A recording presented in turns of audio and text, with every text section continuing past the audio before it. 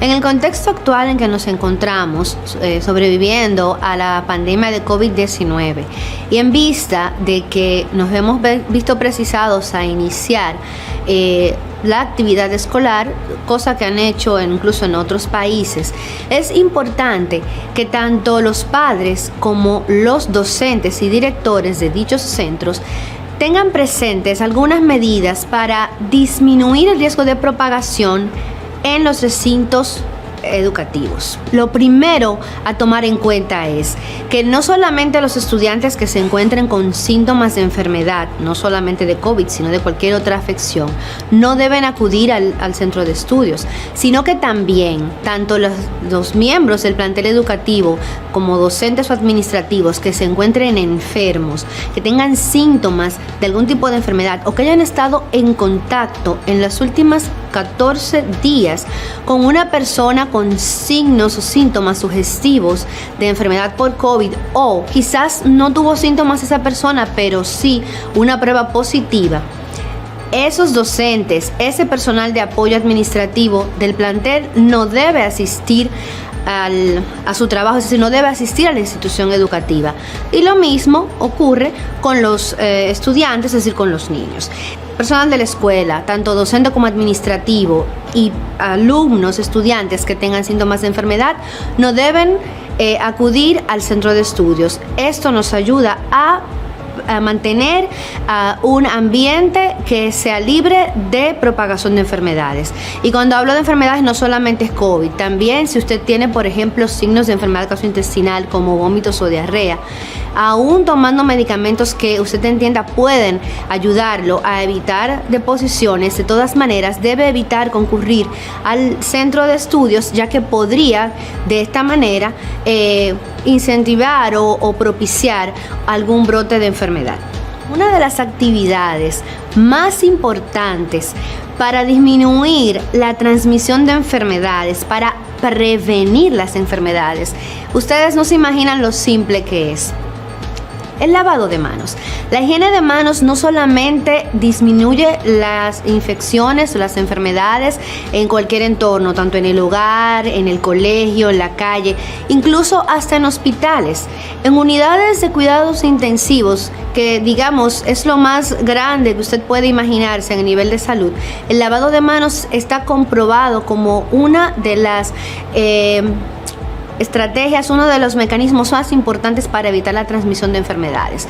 Entonces, dentro de lo que se nos llama a tener un entorno educativo saludable, debe el colegio o la escuela implementar la educación en lavado de manos, no solamente de sus estudiantes, sino de todo su personal, tanto docente como administrativo. El lavado de manos con agua y jabón, al menos 20 segundos. Hay muchos videos instructivos que pueden ayudar a esta labor, a enseñar a lavar las manos de manera apropiada. Es importante, por lo tanto, que en el centro haya disponibilidad de agua y jabón siempre.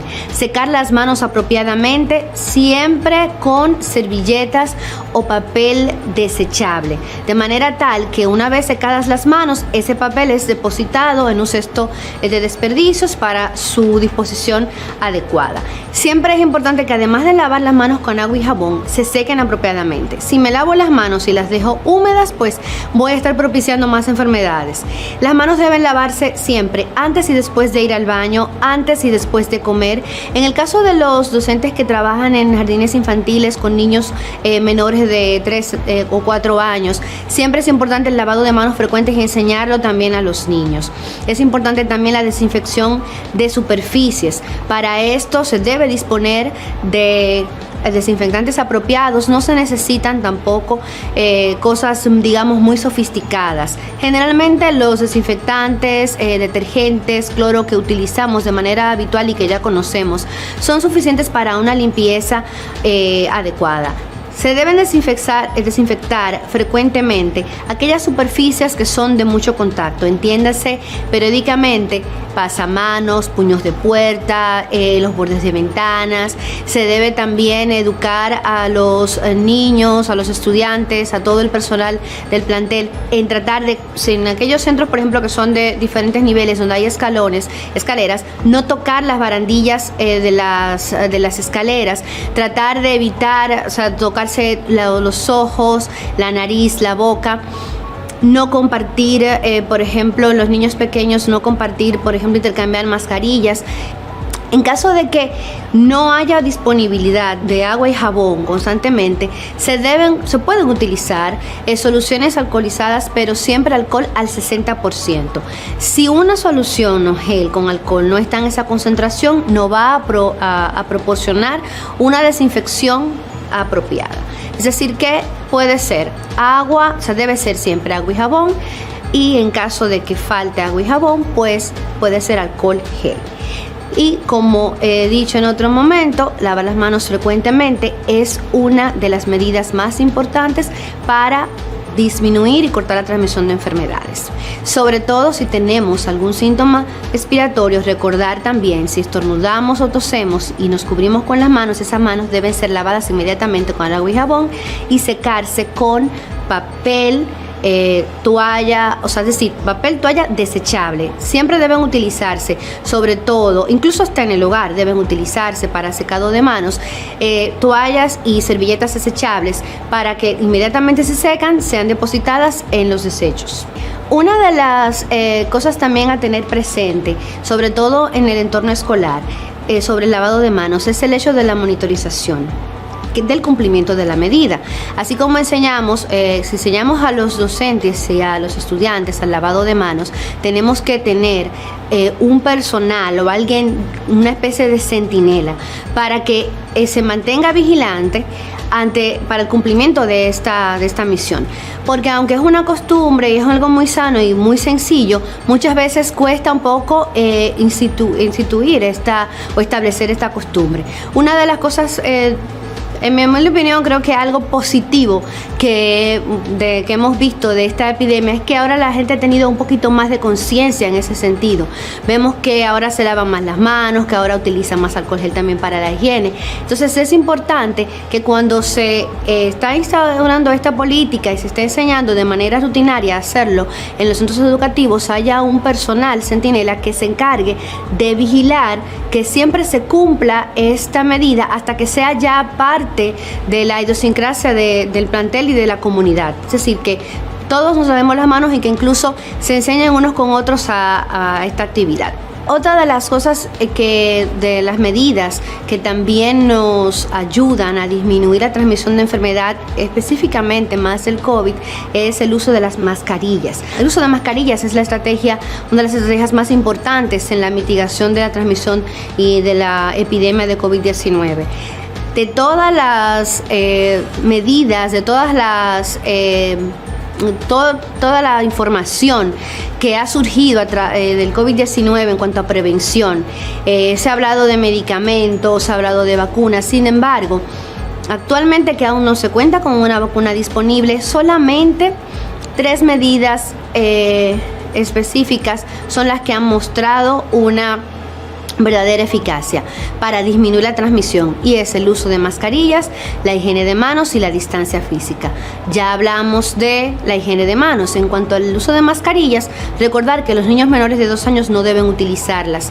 Se debe cubrir la boca y la cara. Pueden utilizarse mascarillas quirúrgicas o incluso pañuelos, siempre obviamente limpios. Y es importante que, aunque se tenga mascarilla, mantener una distancia mínima de 2 metros. En el caso particular de las escuelas y colegios, es importante que el personal administrativo recuerde que se deben clausurar aquellas áreas donde hay reuniones, o sea, que propician reuniones y cúmulo de grupos. Debe haber cierta distancia en las aulas, y en aquellos espacios donde no se pueda mantener cierta distancia es muy importante el uso de mascarilla siempre.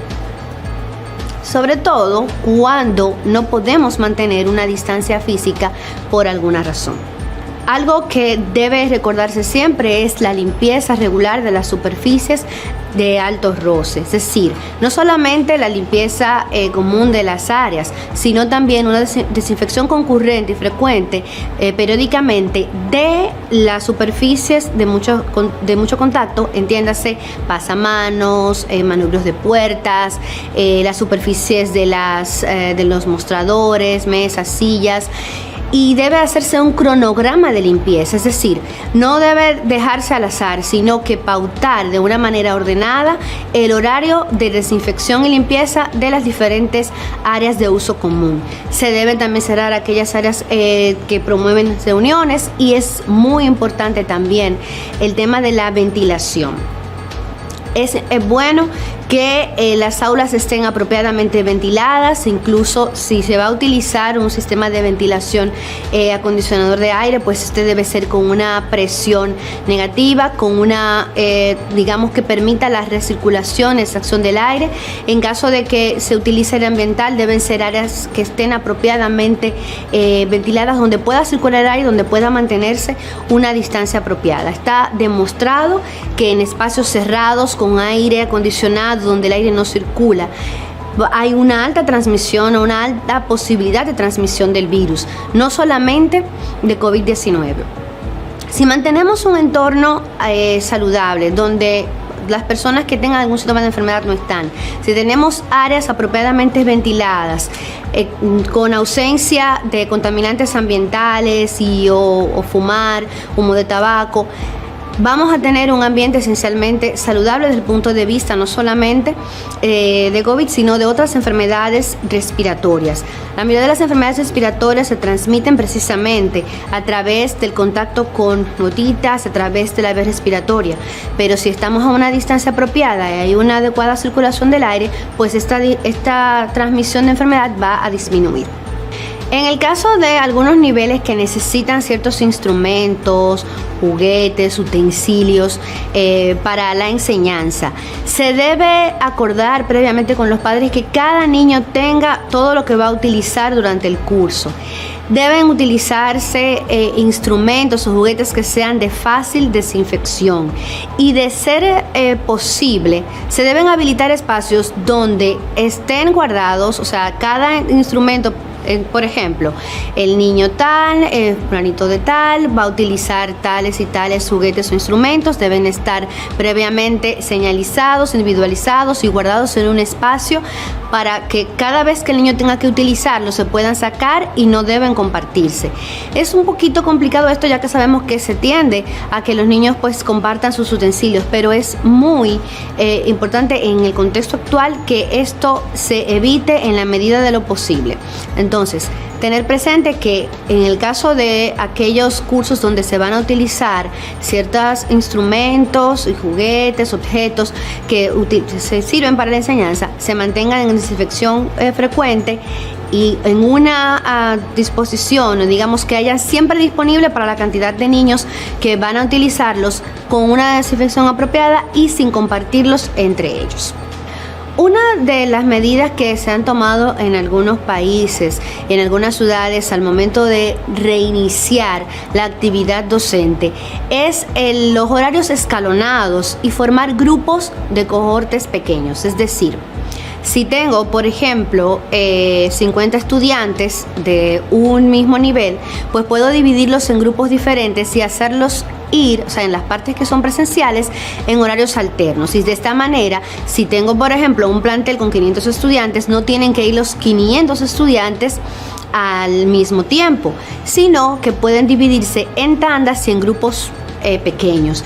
Otra alternativa también es el tema de utilizar un sistema híbrido de enseñanza, es decir, hacer docencia tanto virtual como presencial, una parte que puede ser presencial, una parte que puede ser virtual. Algunos estados, algunas ciudades en otros países han tomado una modalidad también en la cual hay un docente que puede acompañar al niño o al joven en actividad, o sea, las actividades curriculares en su casa. Tal vez no tenemos todas las condiciones apropiadas en nuestro medio para tomar, por ejemplo, una medida así.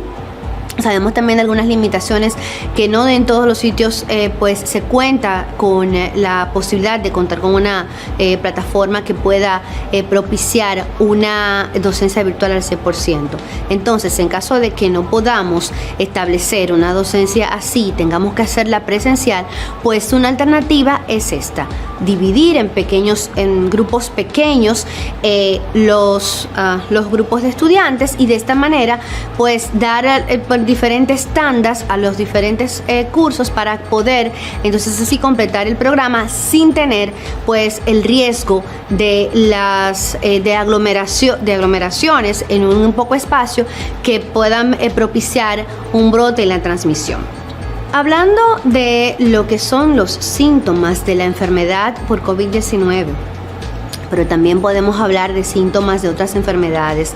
Pero si decimos no debemos ir al colegio o no debo asistir al trabajo si tengo síntomas, la pregunta surge, ¿cuáles síntomas? Bueno, dentro de los síntomas, por ejemplo, que tienen no solamente el COVID, sino otras enfermedades de vías respiratorias, está la fiebre, que puede o no estar presente, pero generalmente fiebre, malestar general, dolor muscular. Puede haber tos, puede haber dolor de garganta, puede haber también dificultad para respirar o sed de aire.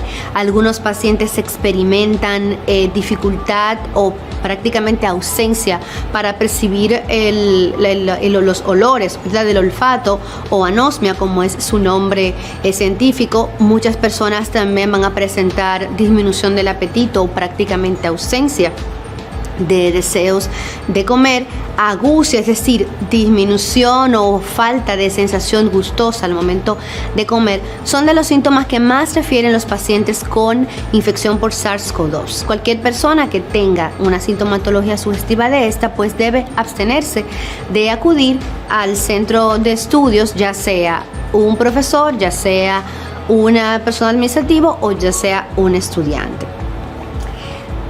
También aquellos niños o personas que son parte del plantel que presenten síntomas, por ejemplo, de enfermedad gastrointestinal, náuseas, vómitos, un malestar gástrico, pues también deben pues evitar el asistir al entorno escolar, asistir a la escuela, ya que se pueden de esta manera propiciar enfermedades.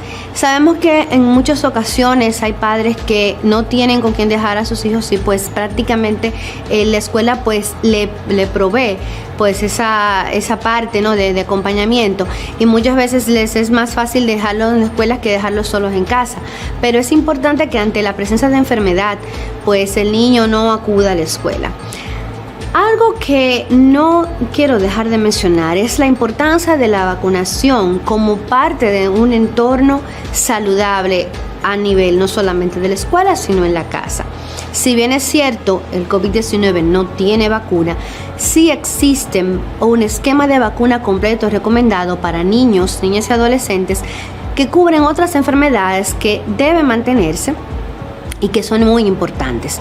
Por ejemplo, la enfermedad de la influenza o gripe o flu, que tiene síntomas similares a COVID y que precisamente inicia su temporada ahora en el otoño y que tiene una vacuna disponible, pues es una enfermedad que se propaga muy fácilmente también, al igual que el COVID, a través de la vía respiratoria, con gotitas, a través del contacto directo, y tiene una vacuna. Niños con un esquema de vacuna completo pues van a ser niños más saludables, y también de esa manera se corta la transmisión de muchas enfermedades. Es también muy pertinente actualizar los esquemas de vacunación de los niños, sobre todo los niños pequeños, antes de que inicien el año escolar, antes de que inicien la docencia, sobre todo la presencial.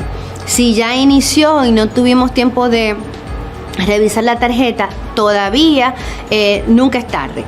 Si ya comenzó y no tuve tiempo de actualizarlo, lo hago en el momento que estoy viendo esto, en el momento que me acuerdo, reviso la tarjeta, y siempre es oportuno actualizar ese esquema. En la medida de que en un salón de clases todos los niños tienen un esquema completo de vacunas, disminuye la transmisión de enfermedades en ese entorno. Hay algunos países y algunos estados que tienen incluso reglamentado que antes de iniciar el año escolar los padres deben presentar un carnet de vacunación completo para poder aceptar al niño en la escuela. Esto tal vez puede ser un poquito, digamos, contraproducente, puede oponerse al derecho básico de la educación, pero también es un deber de las instituciones velar por el estado de salud en su entorno. Las medidas de bioseguridad recomendadas para evitar la transmisión de enfermedades a nivel de escuelas y colegios están divididas en dos: las responsabilidades que tienen que ver con los padres, las responsabilidades que tienen que ver con la institución como tal.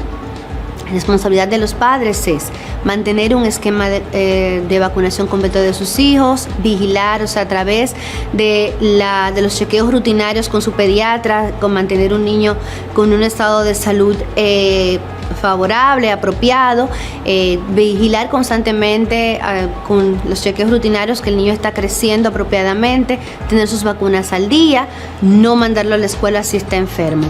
En cuanto a lo que tiene que ver con la institución debe garantizar también un esquema de vacunación apropiado en su personal, el personal administrativo y también el personal que está en contacto directo con los estudiantes, ya que también si el adulto está enfermo, pues puede enfermar también a un niño. Y como hemos mencionado en otras partes, la desinfección y limpieza concurrente de las superficies de mucho contacto y la limpieza frecuente del entorno, así como la ventilación y la higiene del aire en todas las áreas de uso de todo el personal. Últimamente hemos percibido con amigos, con pacientes, en el ambiente, incluso en programas que no son de salud, que son incluso programas deportivos o programas de temas diversos, cierta especie de pánico, un terror al contagio. Si bien es cierto que el COVID como enfermedad respiratoria, a pesar de que es una enfermedad que ha demostrado tener manifestaciones en otros sistemas, pero eminentemente se inició como una enfermedad respiratoria y se transmite por esta vía, debemos tener presente que sí, tenemos que cuidarnos. Yo soy fiel abanderada y mantengo el discurso de mascarilla, distancia e higiene. Uso de mascarilla en sitios públicos, uso de mascarillas cuando estamos reunidos, mantener una mínima distancia si tenemos que salir y la higiene constante de manos. Pero a veces me llama un poco la atención de que por un lado la gente se percibe terrorizada, pero por el otro se amontona. Salimos y vemos filas desordenadas en bancos, en supermercados. Estamos en algún sitio buscando algún servicio y tenemos que decirle al otro, por favor, aléjate, porque se acercan demasiado. Sin embargo, en otro extremo están las personas que quisieran salir incluso, disfrazados, se mantienen con una máscara facial, quisieran usar guantes y desinfectan todo a su alrededor.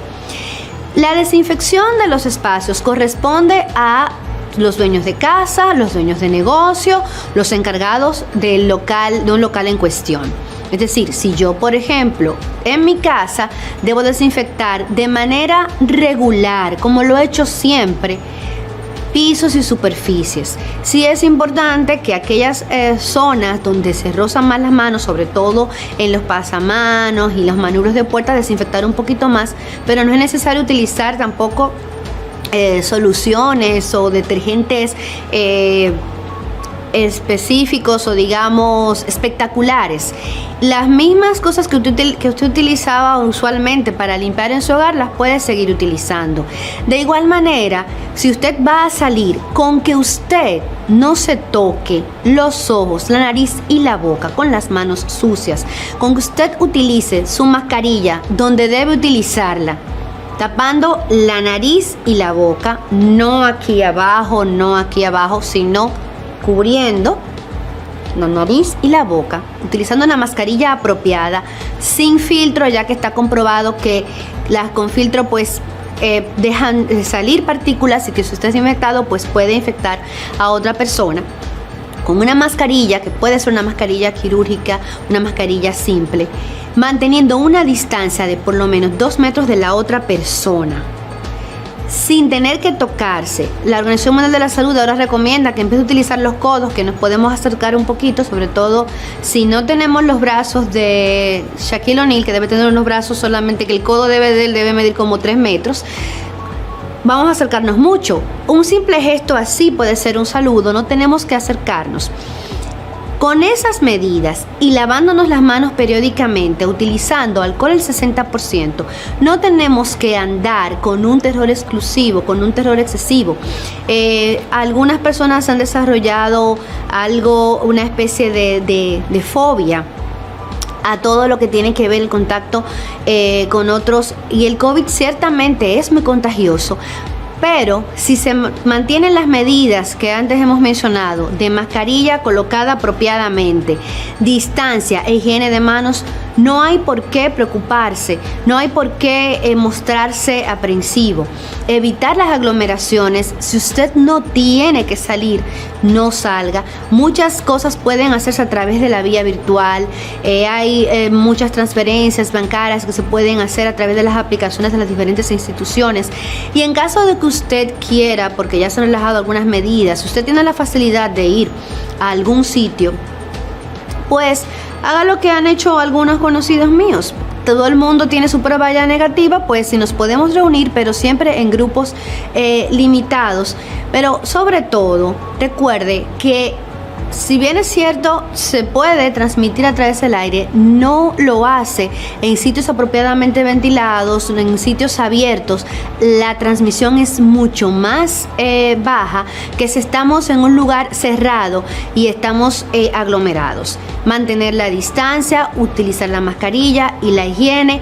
Recuerden no tocarse los ojos, no tocarse la nariz, no tocarse la boca. Si tose o estornuda, puedes utilizar el codo, o si se cubre la mano, si se usa la mano para cubrirse la boca y la nariz al estornudar o toser, esa mano debe ser lavada inmediatamente con agua y jabón y secarla con una toalla desechable, con una servilleta desechable, con papel, para ese papel inmediatamente descartarlo.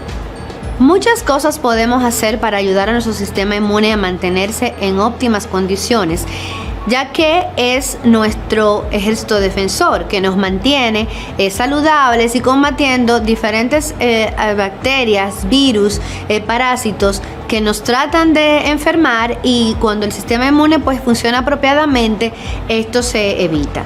No solamente es alimentación, sino diferentes actividades. Se ha comprobado que el dormir regularmente, ojo, la necesidad de sueño varía de una persona a otra e incluso varía de acuerdo a la edad. Un recién nacido duerme alrededor de 20 horas. No las duerme seguidas, padres, por eso es que a veces se pasan malas noches, porque no duerme las 20 horas seguidas, pero duerme aproximadamente 20 horas. Un adolescente necesita de 8 a 10 horas. Las personas mayores muchas veces solamente con 6 horas son suficientes, pero si el sueño es de calidad, es un sueño apropiado en condiciones adecuadas, pues favorece el sistema inmune. También la hidratación apropiada, o sea, tomar abundantes líquidos, evitar las bebidas gaseosas, evitar el café, disminuir la ingesta de alcohol, disminuir la ingesta de café, tomar líquidos abundantes, sobre todo agua, también agua de coco, soluciones electrolíticas. Pues la hidratación también favorece a la salud renal, así como hay alimentos ricos en vitamina C, vitamina D, que van a favorecer un sistema inmune saludable.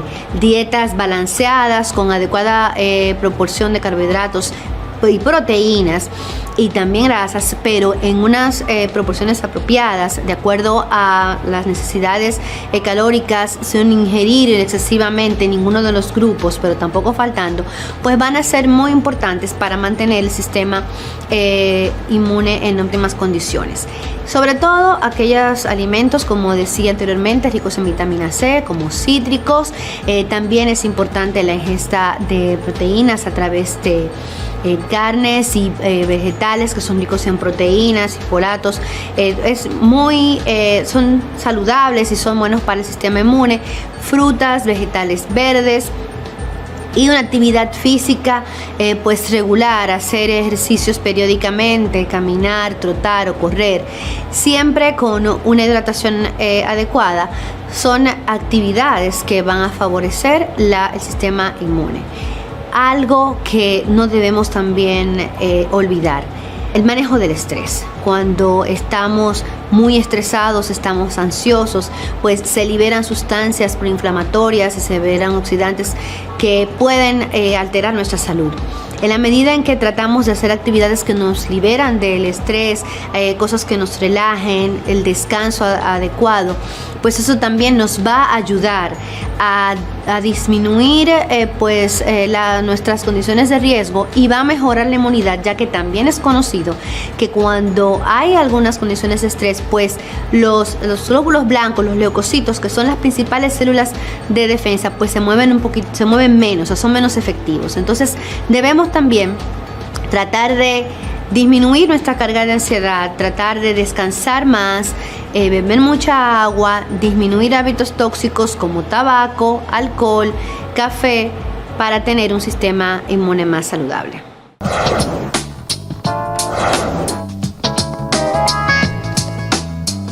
Mantener un ambiente saludable en el entorno escolar depende de la desinfección concurrente y frecuente de las áreas, uso de mascarillas, mantener una distancia física y áreas ventiladas apropiadamente, y evitar el aglomeramiento de los estudiantes y del personal.